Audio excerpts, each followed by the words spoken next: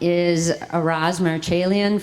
She's going to be talking about some of the trials that are going on at the NANT.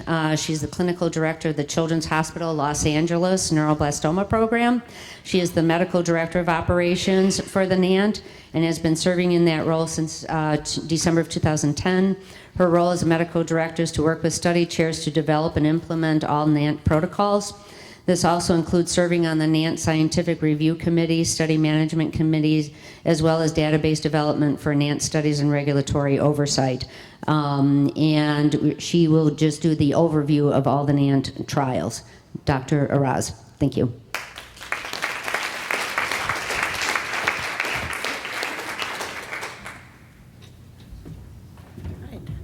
Hi, everyone. Thanks for the invitation. It's wonderful to be here. So I'm going to go through a potpourri of a bunch of trials and give you a little bit of background of NANT. So hopefully, all right. So NANT has been in existence for a little bit of time. Its real goal is to develop new treatments for high-risk neuroblastoma with a mechanism of action designed to overcome resistance, decrease side effects, and improve survival, our grandiose goal. In terms of history, it is one of the 4 projects in the NCI-funded program, which is a program project grant called Biology and Therapy of High-Risk Neuroblastoma. The PI is Bob Seeger, and we have 3 preclinical labs projects, and we have the clinical part. And the clinical part is NANT. So we take translation from the lab all the way to patients. The leader in NANT who works with me is Kate Mathey and myself, and it's a real big collaborative group. It got us first funded in 2000. Initially, there were 8 participating sites, and now has 14 sites. We try to keep a small but an active group of sites to be able to really advance this disease. So these are the sites that are currently in the United States and one in Canada, like we spoke about earlier. We are looking at an expansion to the UK. We have some special members who have specific interest in specific trials. So we have Sydney, for example, is participating in our DFMO study, and MD Anderson is participating in our NK cell study, and our Texas Tech University in the past had participated in a funretinoid study. But we try to have, as you can see, locate throughout the country so that patients, although they may have to travel, will not have to travel as far in order to find a site. Not really in the Atlantic Ocean. You're right. I don't know. That might be a Mac. I just switched over to a Mac. This has not gone very well. So you should. I think we might be moving around stars. All right. Now that we have no animation on the slide, I think I should be fine. So what I'm going to do today is just really talk about who and why and when for an NANT trial, just touch upon that very shortly, and then really talk about how to select the appropriate trial and spend the rest of the time an overview of NANT trials. Because in the first 2, really, I think, should be a discussion with the oncologist who you would normally see and discuss, hopefully, in terms of figuring out what is really appropriate. But overall, what are the options for a patient with resistant or relapsed neuroblastoma? One, can go anywhere from using just available chemotherapy to phase 1 or phase 2 trials, and there's treatment for comfort, and there's a wide range of things. And so how does one decide what is the right thing? And it's all is all about timing. And so when would we consider a NANT trial? Generally, we say patients who have had a relapse or progression of disease during or after standard therapy are great candidates for a NANT trial. They could potentially be also patients who have had a poor response to frontline therapy, and those patients also are eligible. They could also be a group of patients who have minimal residual disease that's identified by new markers for poor outcome. For example, an upfront patient who is in the pre-transplant time period and their MIVG score is not optimal. And one thing that we are looking at is looking at a PCR test for minimal residual disease and seeing how we would incorporate that in making patients eligible. Currently, we are not including them for eligibility. Generally, we don't have a limit for number of prior therapies, but there are some protocols that would exclude prior therapies that affect safety, although those are really pretty rare. How do you decide which trial is appropriate? Obviously, where is the relapse is the big thing, and so for example, if it's a brain relapse versus somewhere else, there may be different therapies. Is the tumor MIVG avid? Is it bulky, or is it only microscopic? Is it rapidly progressing? Do we have a target? These are all the things that, hopefully will be in the discussion of decision making. The basic things about whether the patient has good function, do they have stem cells, also obviously come into play, and deciding other things. Can the patient take oral meds? Can they swallow a capsule versus are they ones who really need IV medicines because they just refuse to take oral meds? Or they really want oral meds and don't want to be in the hospital? And can they travel? And most of all, in many of these things, we also have to look at what's available. As you know, in many of our trials, we do these dose escalation where there are times where we have to stop for safety and look at how did the kids do in the first group that took it. And so what is available now is a key question, but it's also very important to look at what's available, what's expected to be available in the next month or two. And generally what we tend to do is, as we are working up a patient or treating them for something, thinking about what's going to happen in our next disease evaluation. Should we plan on having them on a waitlist slot, a treatment slot, so that in case they need to get the therapy, they're ready? Because otherwise, when we wait until actually the time, sometimes those slots are not available. So thinking in advance. But again, this is not something the families tend to do alone, but it's the oncologists together with the families try and decide these things so they can look ahead. So now I'm going to switch gears to really talk about the trials, and I'm going to be talking about two big aims. One is, our first aim is to look at to test the rational use of these agents that target the key tumor cell and tumor microenvironment. So tumor microenvironment is all what's around the tumor cell, because we know that, although we've been concentrating a lot on targeting the tumor, there's a lot of interaction between the tumor and the normal cells. And if you're not targeting that microenvironment, you're probably not going to always be successful. So we're looking at combinations with chemotherapy, combinations with MIVG, and there could be single agents that are targeting specific pathways and combinations with immunotherapy.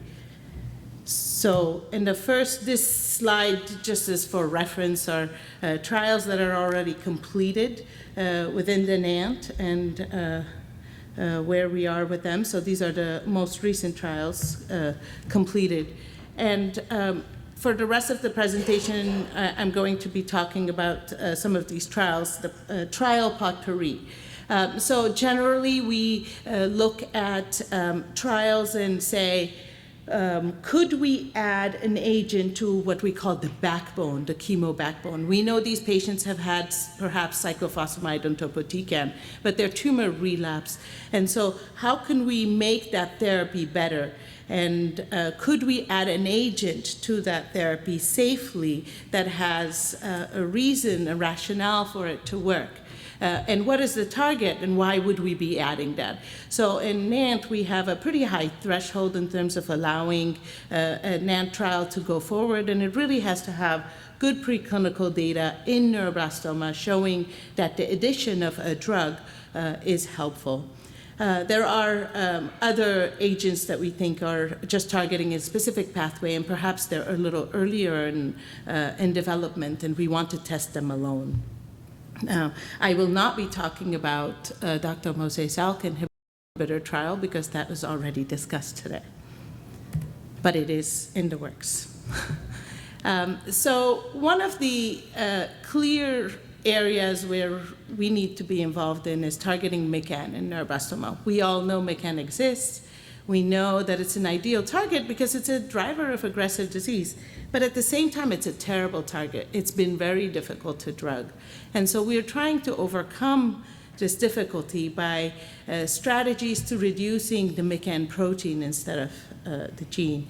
And so I'm going to be talking about 3 trials that do this, one with the Aurora kinase inhibition, one with the polyamine synthesis, and the PI3 kinase inhibition.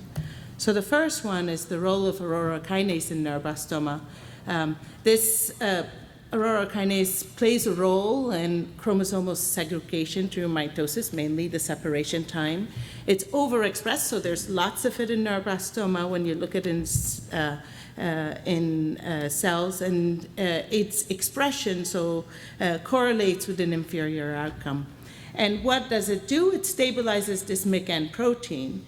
And by stabilizing it, that can never be good. And so when this agent was used, it showed preclinical activity in neuroblastoma. And some of this work has been done with Dr. Mose as well. Actually, this data shows that MLN8237, which is a neurokinase inhibitor, when combined with irinotecan and temozolomide, is beneficial. And you can see here's the tumor volume of the exact clinical trials that Dr. Mose talked about with irinotecan temodar alone, with MLN8237 alone. And when you are combining both, the tumor volume comes down. And these are mice who are not getting treatment. Yeah, so clearly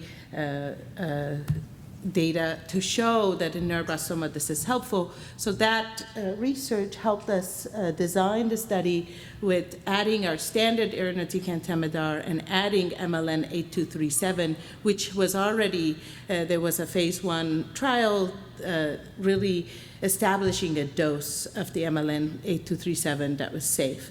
5 days standard, but the MLN for 7 days. We did a dose escalation, so we are looking at increasing doses of the MLN. The 80 milligram per meter square per dose was the phase 1 single agent, meaning by itself was the established dose. When we did go up all the way to that, when the irinotecan temodar patients did have longer than what we wanted for neutropenia and thrombocytopenia. So we established that the safe dose to give this drug with irinotecan temodar is at 60 milligram per meter square per dose. And we are in the process of publishing the study, but this, you can see here, the regimen has good anti-tumor activity. We have had seen responses in prolonged stable disease, both, and we have seen patients have had at least a median of 8 cycles in a phase 1 study, which each cycle is close to a month. And so, as you can see, there have been patients all the way up to 23 cycles. And for a trial for relapse patients who generally progress rapidly, this has been very exciting. We currently are at the end of our phase 2 portion of the study, so be on the lookout for responses. And our next step would be to look at where we take this regimen that we think is very active and figure out where it goes. Do we take it forward, and in what setting do we take it forward? Do we give it to patients up front before relapse, et cetera? But that will be what NANT does quite a lot of, is collaborate with COG to try and see how we take it from here and where we take it next. So how else can we look at MICAN? So we have DFMO, which I know many of you probably yesterday heard a little more as well. It's a We know that ODC1 is a rate-limiting enzyme in this polyamine synthesis, but the key here is that MYC-N deregulation increases cell dependency in polyamines for growth. So high-risk neuroblastoma with MYC-N or without amplification overexpress this. And when we have an inhibitor, that is DFMO, it's active in neuroblastoma. And again, these curves that show patients who have a high expression of ODC1 seem to do worse than low. And when you add it to chemotherapy, DFMO with cyclophosphamide versus without the cyclophosphamide and DFMO arm does better. So that's the rationale for why the trial was started. And this trial is called 1201. We usually name things by the year we started thinking about the drug and getting it approved. 12 is usually the year, and 1 is the first trial for that year. Here you can see, similar to the other trial, where we have the backbone of cyclophosphamide and topotecan, but we've now added the DFMO. And there's data that Celebrex also, in combination with it, helps. And so treating the patients with DFMO and celecoxib before they get the cyclophosphamide, so you can get some of the biological effects before they get the chemotherapy and throughout. We did have to amend the trial because our patients with relapse neuroblastoma tend to not recover counts as quickly as in 21 days like an upfront patient. So we changed it to be a 28-day cycle so that it's a little easier and be able to get the DFMO in time and not be delayed. So that trial is actually pretty far along now when we we'll be hopefully getting to the next dose level in a short while, and that will be our last dose level. So patients have tolerated it really well and been able to get it with cyclophosphamide and topotecan. We'll switch over to the next trial, which is related to PI3 kinase inhibition. So PI3 kinase pathway, this is a way to look at how much MYC-N is produced. This drug, which is really a compound that was used to look at how do you, if you inhibit this pathway, looks like when you give it, you can decrease the MYC-N amount in the cells. And SF1126, which inhibits this pathway, is an agent that can be given IV. At this stage, if you can see, we have tumor volume and we have treatment started. We have SF1126 versus not, and the tumor volume is significantly different when we are giving it in the mouse model. So this drug is unfortunate. It is IV, but will be given 2 times a week because it doesn't have as long as a half-life as we would love it, because it would have been great to be once a month or so. But it's 2 times a week IV, a short infusion, and this therapy will be actually getting activated in July. We're just waiting for the drug shipment to be established to be able to start it. So we're starting, as we normally do, close to what we call the adult maximum tolerated dose and go up from there because we know that children can tolerate higher doses many times. So we shall see how they do. The last chemotherapy combination trial is a trial that is also relatively new. It adds Sorafenib to cyclophosphamide topotecan backbone. And the rationale for this, again, is because Sorafenib is a multikinase inhibitor that inhibits many pathways, and this is the one drug that we call a promiscuous drug, and then it's actually not bad to have a drug that can actually inhibit many cycles, because when you are too narrow, the tumor sometimes can figure out a way around it, and so this is a very broad inhibitor. It also helps with all the microenvironment. We know those monocytes and macrophages that are related to inflammation in the tumor can get affected by it as well.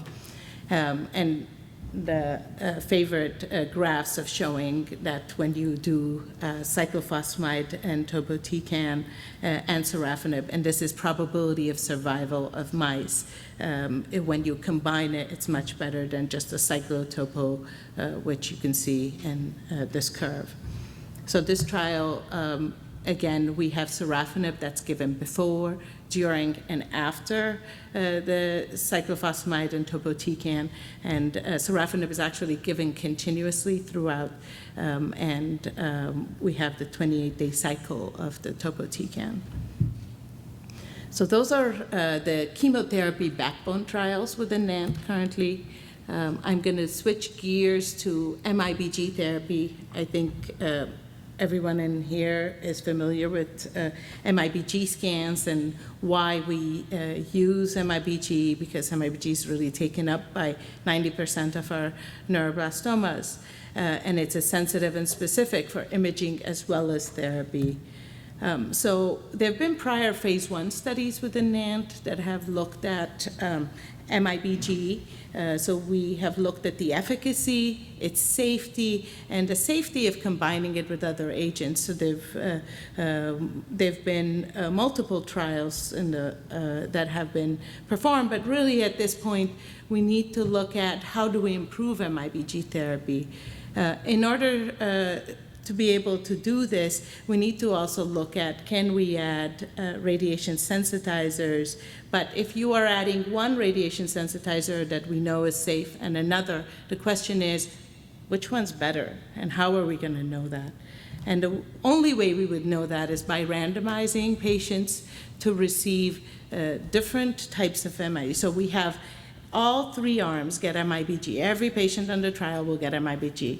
And they will either get MIVG alone or MIVG with vincristine and irinotecan, which we have done as a phase 1 study in the past, and we know is safe, or MIVG with vorinostat, which is, again, a trial that we've done and proven that it's safe. So all patients can get on this, and patients can be either patients, for example, up front who haven't had a great response to induction therapy, perhaps prior to transplant, who may get MIVG and or at relapse. And we just amended the study to allow patients who have had prior MIVG to be able to enroll on the study.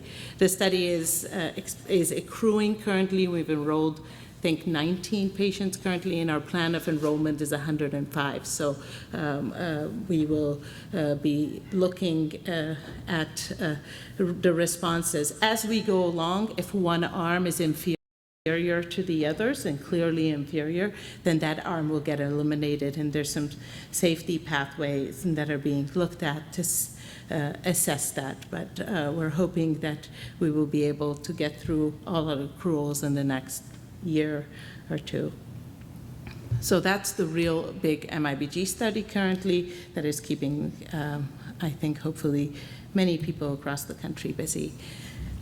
So what about immunotherapy? What is NANT currently doing? So I'm going to be talking about CH1418 and lenalidomide, and again, CH14, lenalidomide, and autologous NK cells. There are a few other avenues that are also being looked at right now, but because they're not approved and because you're probably at your maximum tolerated dose and number of trials you hear about, I am omitting them today. So our NANT 2011-04 trial is combining lenalidomide with chimeric 1418. And so the question is, why lenalidomide? Well, we know that chimeric 1418 is given currently with GM-CSF and IL-2. And we know that that therapy, although efficacious, can still be quite hard for many patients. And so lenalidomide is a really good agent to consider for replacing GM-CSF and IL-2 because it really activates the natural killer cells, and it also inhibits tumor-promoting and tumor immune-suppressing functions of the macrophages that are, again, around the tumor, because we have the tumor and we have GD2, but we also have these macrophages that are really in there. And if you can activate the NK cells and deal with the inhibition of the tumor promotion, you could potentially have better efficacy. And in this trial, there was a phase 1 trial that was done in patients in COG, and when they looked at the patients and to look at what was their milieu of these cytokines, and there was clearly an increase of IL-2, IL-15, GM-CSF. So as opposed to having to throw it into the patient, we can have the body make its own. And when there was preclinical activity, we looked at lenalidomide added to chimeric 1418, and I think I omitted that slide. There was definitely an improvement in those curves.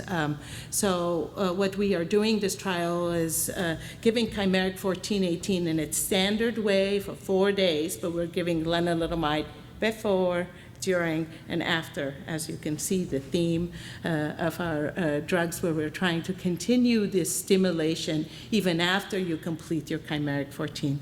And because CIS-RA is normally used for our patients in this setting, we are also giving them the isotretinoin.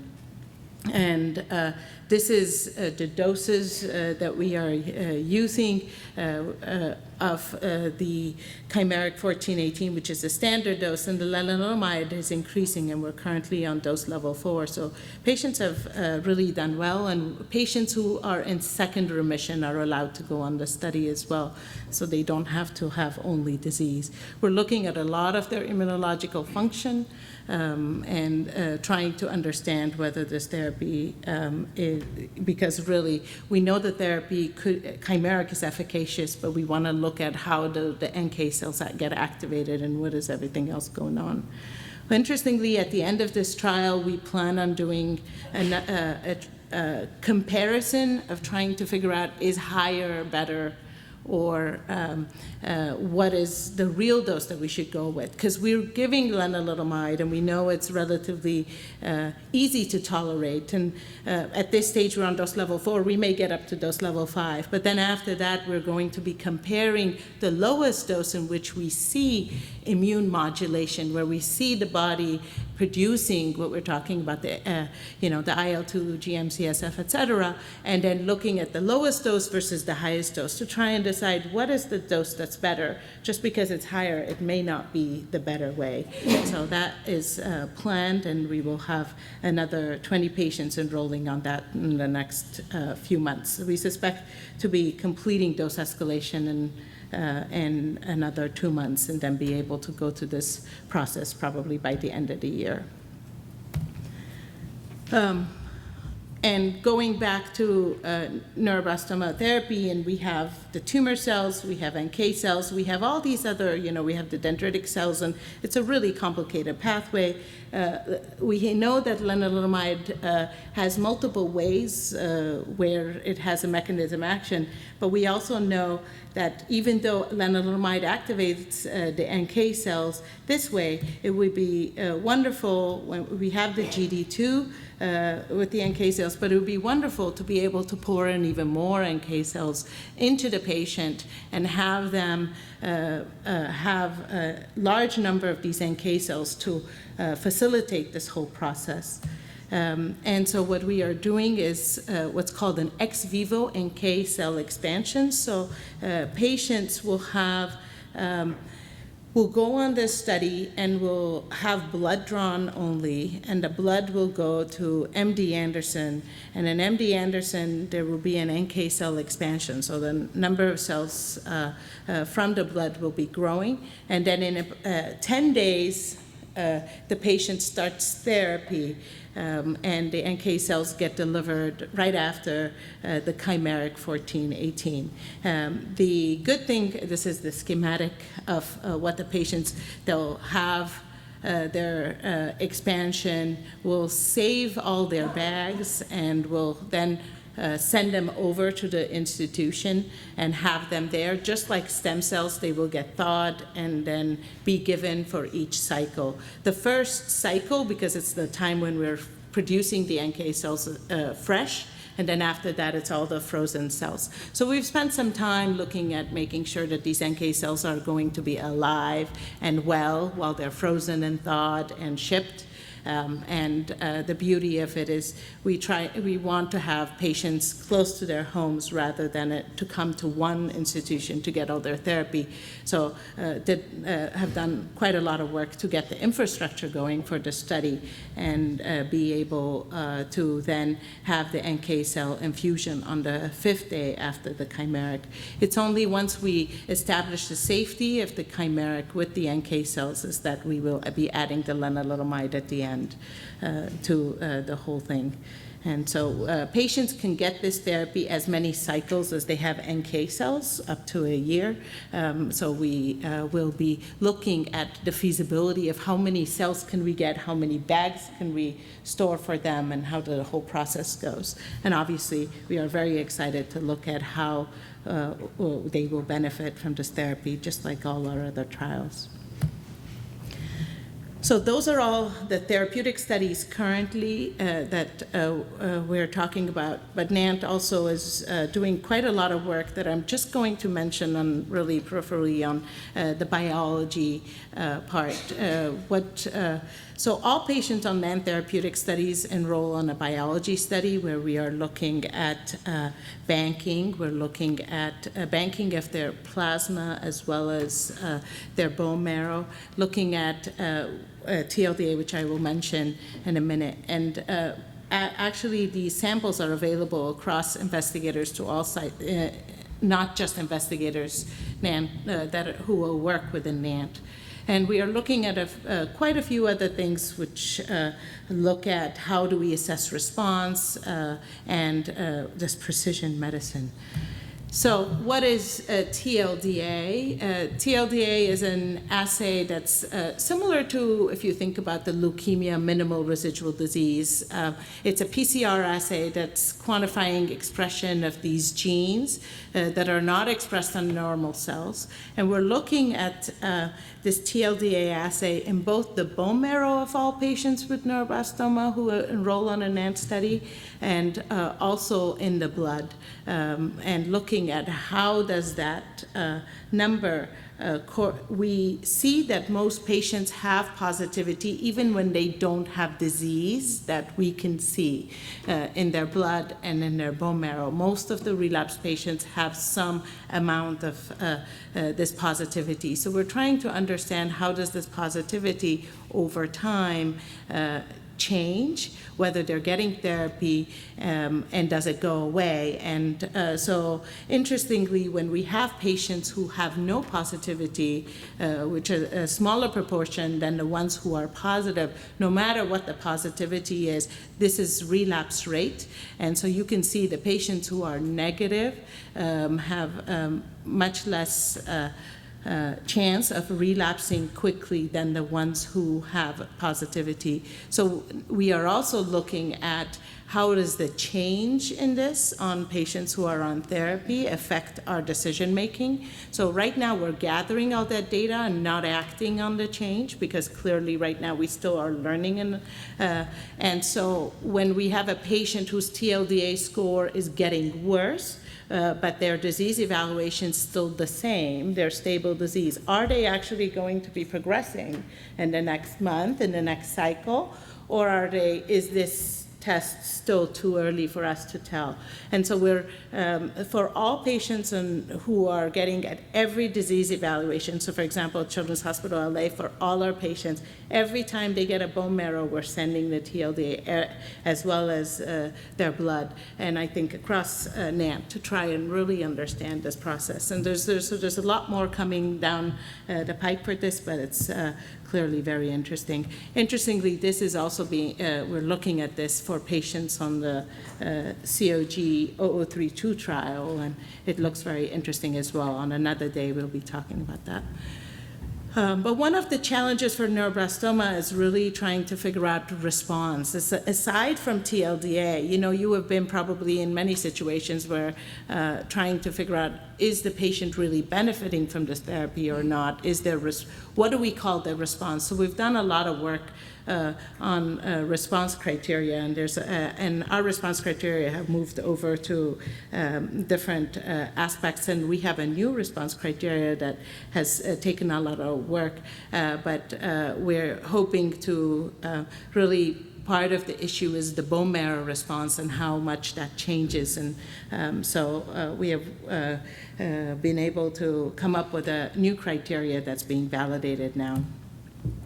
I'm putting in a plug for Dr. Mathé, who's doing this part right now, which is an I-124 MIVG PET CT. So this is something that is going to be moving into NANT, but currently still at UCSF as a pilot to look at better imaging.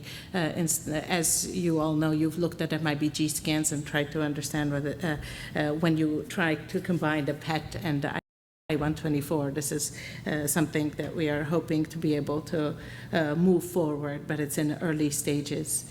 And last but not least, we are also looking at, we're calling it a precision trial, but in a way, what we are really looking at are some of the questions that came up this morning in terms of precision. So we know all patients with relapsed neuroblastoma could potentially benefit from looking at biopsying them, but we were trying to do a systematic way at looking at biopsying these patients and in different locations, so the bone marrow, and soft tissue, and looking at all three places and looking at what is the best method to do these biopsies, how successful are we when we do a biopsy? Because if we only report on the ones who have the results, and that's great, but how many patients have to have a biopsy, and what method did they have to have a biopsy, and what was successful? And looking at the frequency of the alterations in the tumor, in the bone marrow and the bone, and looking at these alterations in specific pathways. And some of the pathways are common, like we've talked about the ALK gene, the MAP kinase gene pathway, the PI3 kinase pathway, but also looking at these macrophages and tumor infiltration with these cells to try and see whether they could potentially benefit more from immunotherapy than potentially another targeted therapy. And so we're really looking at how many patients do we have sufficient cells to be able to answer these questions. And the other aspect that we are looking at is whether we can enrich tumor cells. So I will go to that in a minute. So we have these are the pathways, and then at that point, we are not directing therapy. So what we are doing is we're getting the results and getting Dr. Shimada to look at the tumor, for example, but then eventually putting a report together and letting the physicians and the families try and decide what are the options, and we will have a list of options out there. But our secondary aim is to look at bone marrow aspirates that are less than 30%, as we talked about earlier today. In order to get some of these mutations, bone marrow needs to be greater than 30% involved. But we're looking at enriching, doing a magnetic enrichment, and being able to eliminate these red cells, and we want to have more tumor cells, and then being able to do the gene panel. So we're very excited about this process to be able to potentially, hopefully, at some point avoid bone biopsies. But until then, obviously, having these biopsies so we can really understand. And if there are leftover tissue specimens, again, we will be banking so that we can go back and study these. So that is all. It's obviously a big village that works together. We have, I did not mention all the PI names. We have many investigators across the country who are very committed, but we also have a parent advisory committee and the whole scientific committee and our sponsors who helps us. And most of all, thank you, patients and families, to be able to achieve this.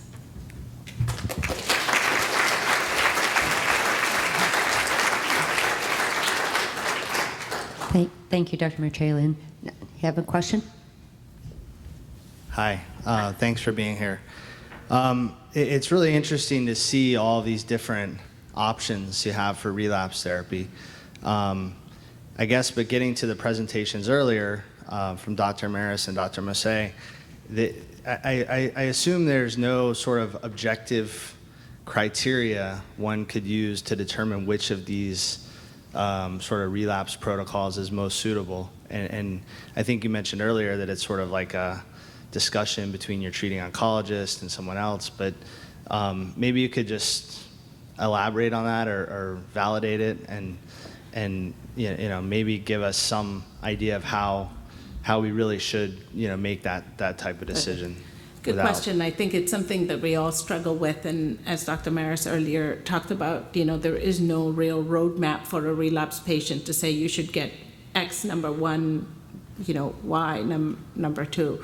And so we generally, I think really it depends on the disease status of the patient. So many patients who first relapse, for example, we tend to think that we should do some chemotherapy to reduce their tumor load many times.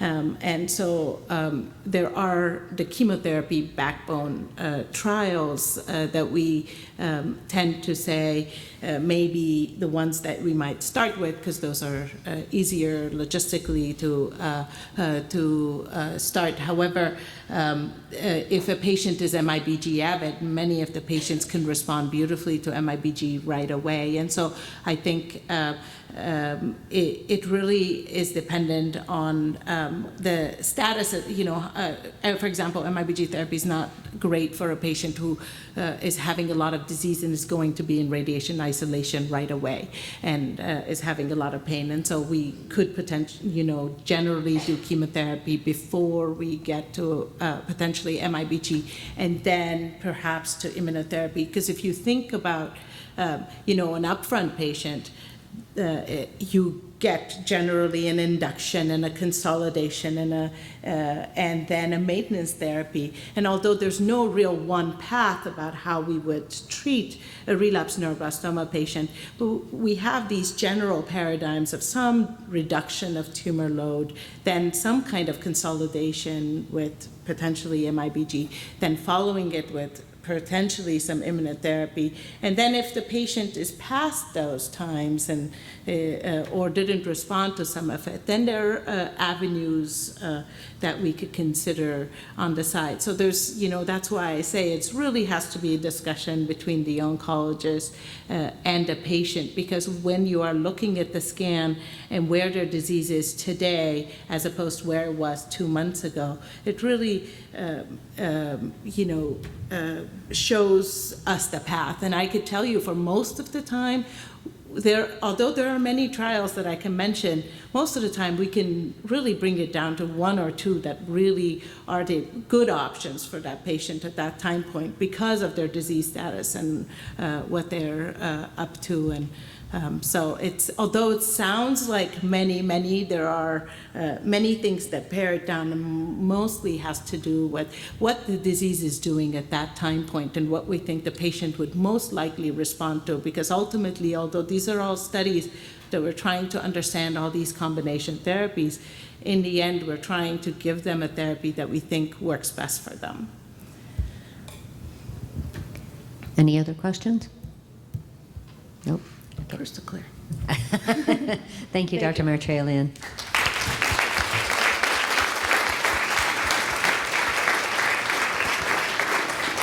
Okay, we'll go ahead and have lunch now. The food's outside and eat in the other room. We'll be back here in an hour. Thank you.